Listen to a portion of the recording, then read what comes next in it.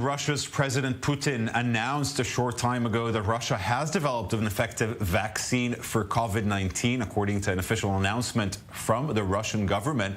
The president also vaccinated one of his two daughters with the new formula. And for more on that, we're now joined by Tatiana Kukharova. She's the head of Sputnik News International. Thanks so much for joining us. Please do give us the latest details. Good afternoon. Yes, it was quite a shock to us as well. You know, just the news came some 45 minutes ago that the vaccine that we expected to have been registered on the 12th, so tomorrow, has in fact been registered in Russia. This was the joint venture of the Gamaleya Research Institute and the Defense Ministry that began on the clinical trials of that vaccine began on the 18th of June. There were some 38 volunteers that took part in the testing. The president announced that the vaccine has been registered. He also said that he hopes that Russia will be able to start mass production of the medication in the near future, having stressed the importance of that, obviously, considering the situation worldwide and in Russia. We're still not done with fighting the virus as well as the rest of the world. Tatiana, so trying to read between the lines, what is Putin insinuating? Is there a plan to get the entire population of Russia vaccinated? How is something like that going to be done? Maybe perhaps before the winter?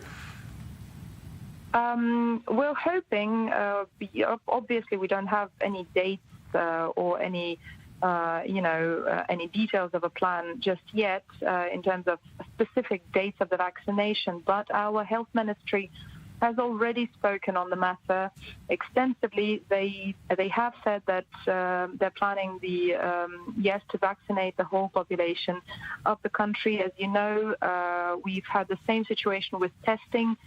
Testing for coronavirus is right now available to all citizens of Russia for free, so anybody can actually go to their local state-run clinic and get tested, and the same will be done with the vaccination. They've also said that the first wave of vaccination, it will not be obligatory, but it will be free of charge for everybody.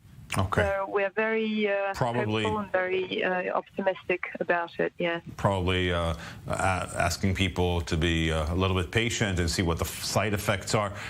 Tatiana, you know, a lot of people around the world are raising their eyebrows in the last hour since that report came out of Russia, asking whether they can believe the news Putin is putting forward. How reliable is it? Well, of course they are, and I dare say that they were raising eyebrows way before today's announcement. I think that this media campaign to try and talk, to try and, well, not smear, but to raise awareness, so to speak, about the reliability of the Russian vaccine has started some time ago. I